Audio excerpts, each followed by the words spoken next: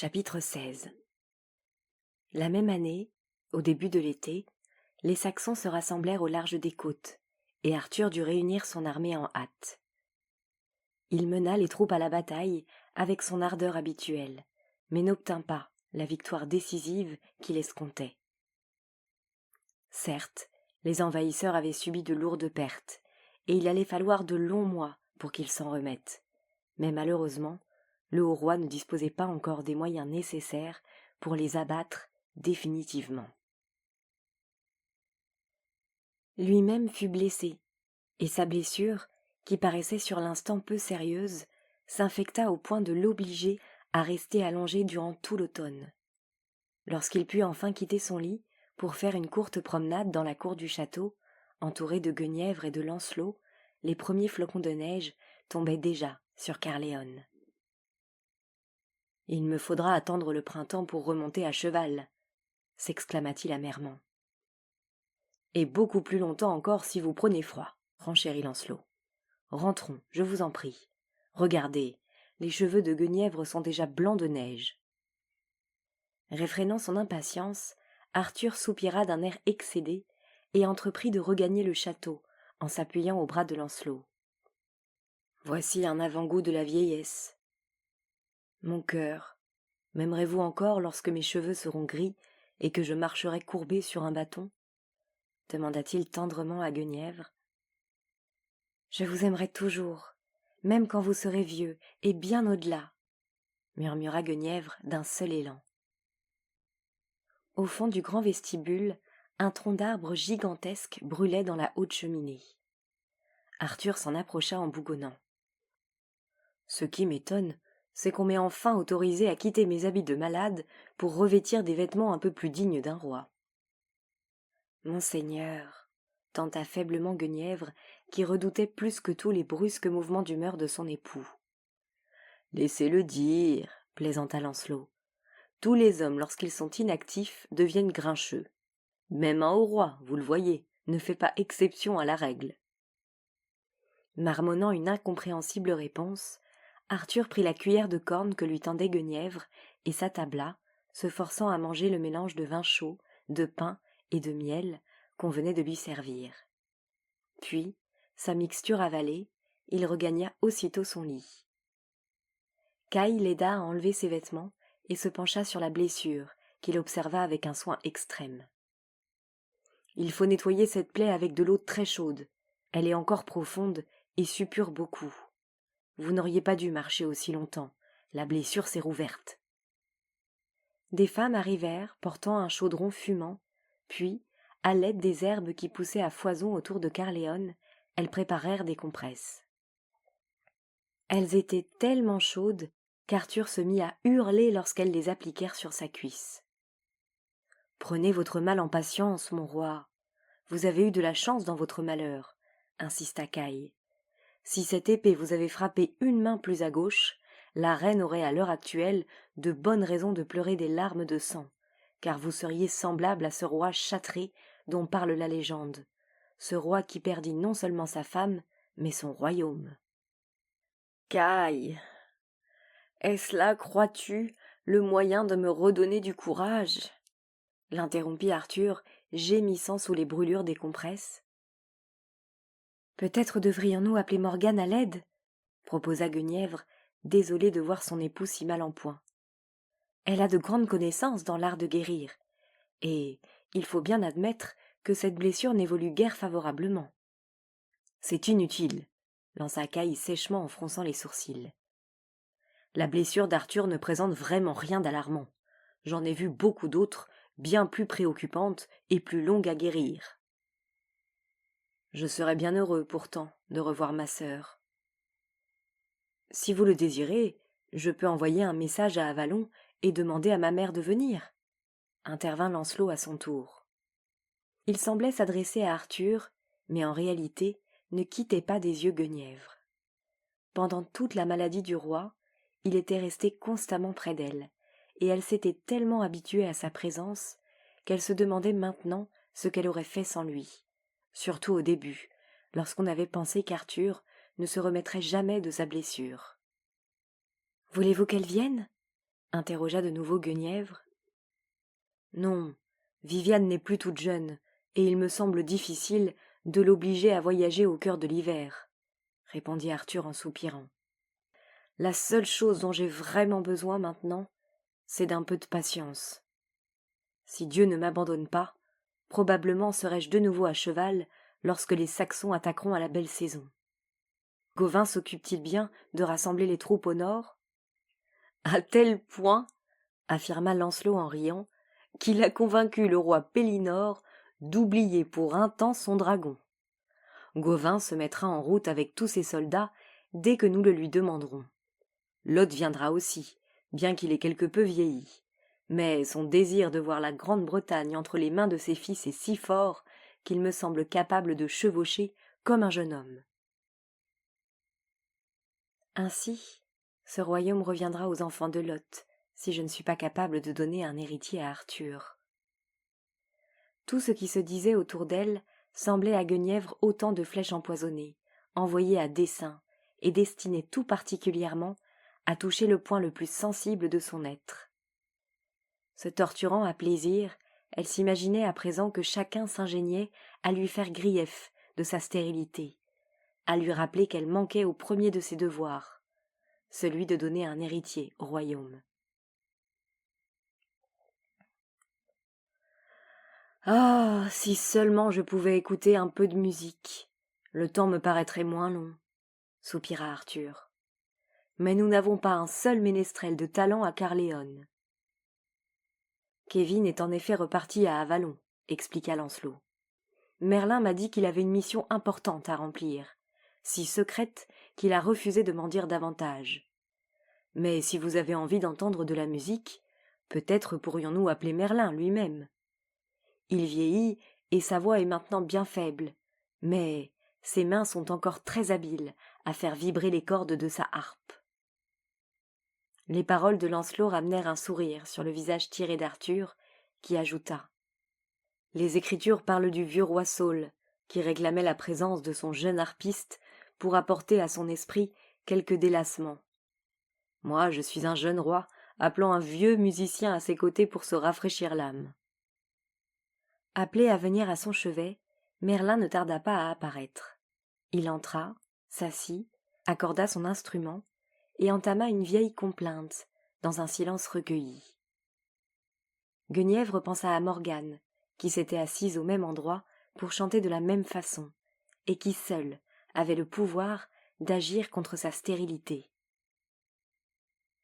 Elle ne le lui demanderait pas encore, mais plus tard, lorsqu'Arthur aurait recouvré la santé. Puis, distraitement, son regard se posa sur les flammes qui se tordaient dans la cheminée, avant de se fixer sur Lancelot. Il était assis sur un banc, le dos appuyé au mur, ses longues jambes étendues vers l'âtre. Tout à l'écoute des mélodies de Merlin, il ne prêtait pour l'instant aucune attention à son entourage, perdu dans ses rêves, sans voir Hélène qui lui jetait pourtant, de temps à autre, des regards éplorés. Je devrais envoyer moi-même un message au roi Pélinore, pour lui conseiller de donner sa fille en mariage à Lancelot, songea Guenièvre. Elle est ma cousine, elle me ressemble, et je suis sûre qu'elle l'aime. Lancelot serait certainement heureux avec elle. À cette pensée, son cœur se serra. Non, elle n'aurait jamais le courage d'envoyer un tel message. Apparemment attentive à la musique, Guenièvre laissait ses pensées vagabonder.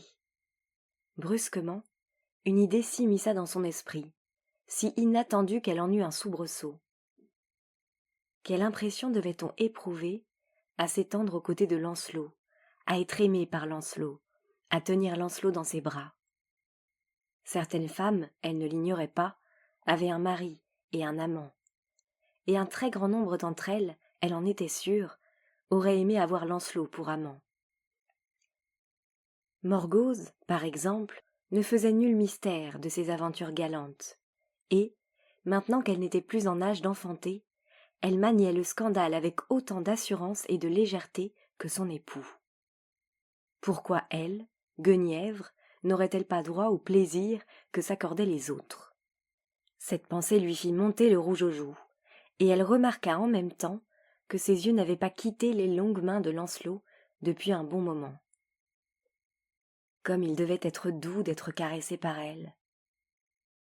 Non, il ne fallait pas, elle ne devait pas avoir de telles pensées. C'était mal. Et pourtant, lui saurait peut-être lui donner l'enfant qu'elle désirait tant. Une fois déjà elle y avait songé, et avait avoué cette coupable image à son confesseur. Mais le prêtre lui avait répondu que, son mari étant malade, l'amour devait l'égarer. L'unique remède, avait-il ajouté, réside dans la prière. Elle avait donc prié, beaucoup prié. Mais, tout au fond d'elle-même, Guenièvre savait que le prêtre ne l'avait pas vraiment comprise. Non, il n'avait pas saisi toute l'horreur de ses désirs, la honte que pouvaient inspirer ses rêveries, l'exacte dimension de son péché. Sursautant en entendant son nom, Guenièvre releva la tête, confuse à l'idée que ses coupables réflexions se lisaient peut-être sur son front. Mais non, c'était seulement Arthur qui interpellait gaiement Merlin. « Regardez Guenièvre, elle s'endort sur son siège. La pauvre est si fatiguée de me soigner. Grand merci, Merlin. Grâce à vous, je me sens mieux ce soir. Et toi, Caille, va maintenant t'occuper du repos de tes hommes. Je prendrai le mien dans mon lit. » Guenièvre se leva et demanda à Hélène de la remplacer à la haute table pour le dîner. Elle resterait pour sa part auprès d'Arthur et Lancelot. Le roi, ayant alors avalé sans appétit quelques bouchées de volaille froide, assaisonnées aux herbes sauvages, manifesta le désir de se reposer, car il se sentait las. À son tour, Lancelot se leva et prit congé, mais avant de sortir, il se tourna vers Guenièvre. « Si Arthur a besoin de moi pendant la nuit, n'hésitez pas à m'appeler, vous savez où me trouver. » « Merci, Lancelot, » murmura Guenièvre, baissant la tête pour être sûre de ne pas trop s'attarder à le contempler. « Mais vous-même, peut-être, désirez vous reposer cette nuit avec vos servantes. Vous semblez si lasse. Voulez-vous que je reste ce soir ? » ?»« Non, je préfère ne pas le quitter. »« Alors promettez-moi de m'appeler si le besoin s'en fait sentir, Guenièvre. »« Je vous le promets. » « Comme mon nom est doux prononcé par sa bouche, » se dit-elle, en souhaitant garder sur son front le plus longtemps possible la fraîcheur du baiser qu'il venait furtivement d'y poser avant de s'éclipser. Seule désormais dans la pénombre de la chambre, elle s'assit près du lit d'Arthur qui semblait dormir. Mais il ne dormait pas.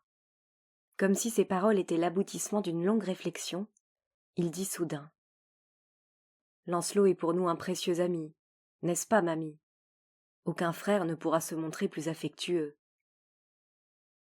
« Guenièvre, il y a quelque chose que je voudrais vous dire. » Guenièvre s'arrêta de respirer.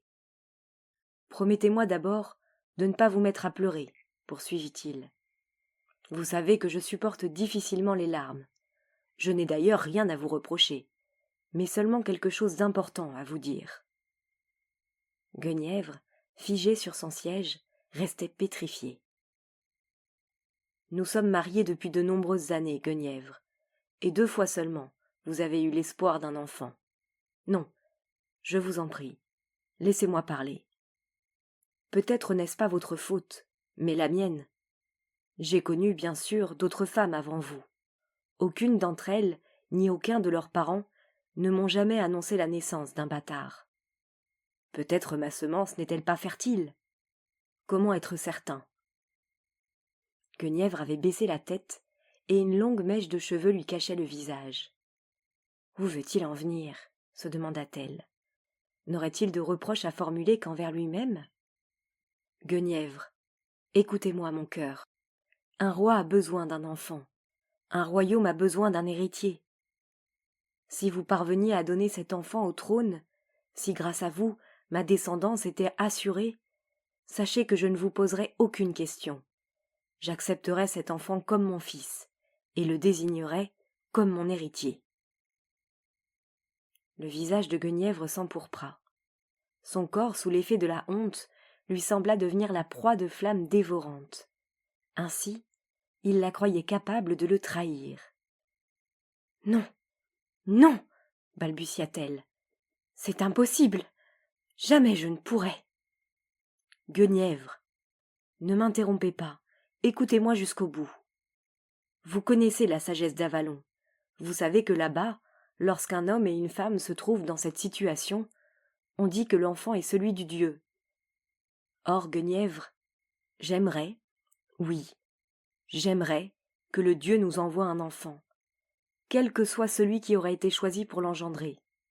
M'avez-vous bien compris ? Et s'il fallait que l'homme désigné pour accomplir la volonté de Dieu fût mon meilleur ami, mon parent le plus proche, eh bien sachez que je le bénirais, lui et l'enfant que vous pourriez porter. Non, je vous en prie, ne pleurez pas, acheva-t-il en l'attirant doucement à lui. Vous avez toute ma confiance, tout mon amour. Alors il se tut et s'endormit presque aussitôt, laissant Guenièvre trop bouleversée pour proférer une seule parole. Des larmes roulaient sur ses joues, des larmes d'apaisement et de reconnaissance. Non, elle n'était pas digne d'un tel amour, car elle aimait Lancelot depuis longtemps, depuis le premier jour. Mais c'était ce soir, seulement, qu'elle avait découvert à quel point elle le désirait. Et lui, son époux et son roi, le même soir, les larmes l'étouffèrent. Ainsi était-elle donc meilleure que Morgause, qui jouait les femmes légères en compagnie des chevaliers de son mari, ou même, disait-on à voix basse, avec les pages ou les hommes d'armes de l'entourage de Lot. Comme Arthur était bon, loyal, honnête, et comme elle l'aimait. Oui, infiniment, plus que jamais en cet instant.